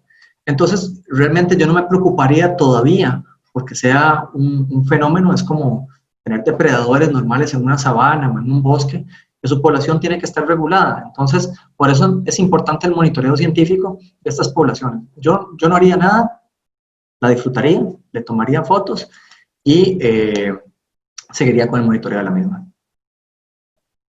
Muchas gracias, profesor. Tenemos una pregunta de Julie Canaño desde Cahuita. Pregunta ella, ¿si hay alguna relación entre el manatí y el coral de Cahuita? Bueno, en realidad el manatí que tenemos nosotros no entra casi a la parte marina. Ese es el manatí, se mantiene sobre todo. Yo no soy especialista en manatíes, ¿verdad? De lo que he leído y los estudios que se encuentran en la parte caribe nuestra, pues se encuentra más restringido el manatí a los canales que a la parte marina, ¿no? Por ejemplo, hay diferentes especies de estos organismos, y por ejemplo el dugón, que se encuentra en el Indo-Pacífico, sí es una especie que es más marina, que entra más al arrecife y come pastos y se encuentra en esta zona. El de nosotros, realmente no tenemos estudios que nos digan de presencia, bueno, yo no he visto manatíes dentro de los arrecifes. Interesante, por ejemplo, igual con esto de la pandemia, hace poquito, yo no sé si ustedes lograron ver un video en Cieneguita de un manatí que cuesta verlos, cuesta ver un manatí, y al disminuir el tránsito marino en esta zona, pues empezaron a verse los manatíes en esta zona. Pero no veo una relación directa como tal, es un elemento importante, pero es un tema tal vez a estudiar más. Claro, ya que habla de tráfico, profesor, tenemos una pregunta aquí interesante. Vamos a ver si podemos interpretar lo que el compañero intenta decir. En este caso es don Leonel Potoy Rojas. Pregunta, ¿cómo afectará el nuevo ferry El Salvador a Caldera, el arrecife? Me imagino que es el tránsito que puede generar este ferry. Bueno, desconozco este nuevo ferry, realmente. No sé las dimensiones, no sé el impacto que tendrá, pero digamos, en la parte de Caldera, dice el señor. Sí, se planea que el ferry venga desde puertos salvadoreños a puertos costarricenses. Imaginaré yo que es por el Pacífico. Y entonces se esperará un alto tráfico de este tipo de esta embarcación o este tipo de servicios. Sí. Afectará, tal vez si interpretamos la pregunta, le decía, ¿un alto tráfico daña el coral costarricense? Bueno, se los voy a poner de esta manera. Nosotros estamos en una zona de alto tráfico marino, nosotros tenemos el canal de Panamá en el sur, es una zona de alto tránsito marino muy grande, muy grande. Para eso hay rutas, ¿no? Eso es importante también en Costa Rica, tener una ley de tránsito marino que todavía no está aprobada para regular mucho de esto. Me imagino que todos estos ferries que se van a estar moviendo para mover mercancía, probablemente seguirán alguna de estas rutas, y va a depender, digamos, igual de las calidades de los capitanes de los barcos. Pero en el caso de Panamá, por ejemplo, que se encuentra en una zona de alto tránsito marino, tenemos la zona del archipiélago de las Perlas, que se encuentra en el Golfo de Panamá, que es una zona muy rica en corales y está súper cerca de esta zona de tránsito marino. Está en la entrada del canal de Panamá. De hecho, uno ve el archipiélago de las Perlas y uno puede empezar a ver muchos barcos cercanos a esto. Y los accidentes hay, pero digamos, han disminuido con el tiempo. Lo que más me preocuparía a mí realmente de uno de esos accidentes es un derrame de combustible, como se ha pasado en otras partes, o el mal manejo de capitanes, ¿verdad? Por ejemplo, en el caso de Puerto Viejo, yo no sé si ustedes han ido últimamente o el año pasado, o los barcos que hay un velero que encalló ahí por un mal manejo del mismo velero, eso es lo que yo tengo entendido. Lo que pasa es que también ese velero o los barcos que encallan en un arrecife, hay que ver cómo se retiran, porque si no el mismo movimiento del mar empieza a moverlo y socava estructuras, ¿verdad? Y puede causar un daño mayor.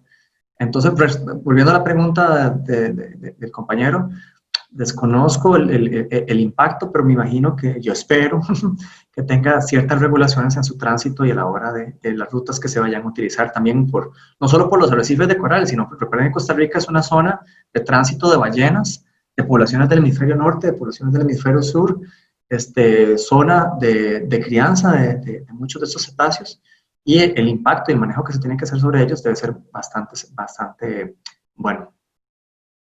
Gracias, profesor. Nos pregunta alguien que se identifica como Afrolacio, si usted le puede recomendar algún libro, alguna bibliografía sobre el tema de corales en Guanacaste. Bueno, en Guanacaste lo que les mencionaba, tal vez ustedes pueden entrar al portal de revistas de la Universidad de Costa Rica y pueden buscar la revista de Biología Tropical, El Centro de Investigaciones Marinas, el CIMAR, ha venido publicando diferentes artículos y, por ejemplo, hizo un libro especial, un suplemento especial que es gratis, que ustedes pueden accesar a través del portal de revistas. Entonces, creo que se llama Estudios Biológicos de la Zona de Bahía Culebra. Ese es uno. Hay otro también que se llama Estudios Biológicos del Pacífico Norte. Incluye Coajiniquil hasta la zona de Coyote, Cabo Blanco. Entonces, están esos dos, digamos, revistas científicas de acceso gratuito donde pueden conseguir información. Bien, muchísimas gracias. El caballero que nos ha dado una enorme y grandiosa cátedra sobre arrecifes coralinos de Costa Rica se llama Juan José Alvarado Barrientos. Él es un doctor en Ecología y Conservación de la Universidad Autónoma de Baja California. Además, trabaja como investigador adjunto de esto que ven en pantalla, el Centro de Investigación en Ciencias del Mar y Limnología, perdón, siempre me ha costado esa palabra, profesor. Y bueno, él ha donado su tiempo al guiado, esta noche ha donado su tiempo a petición de nosotros con la intención de hacer posible, que ustedes tengan tiempo de calidad como lo hemos pasado en este instante.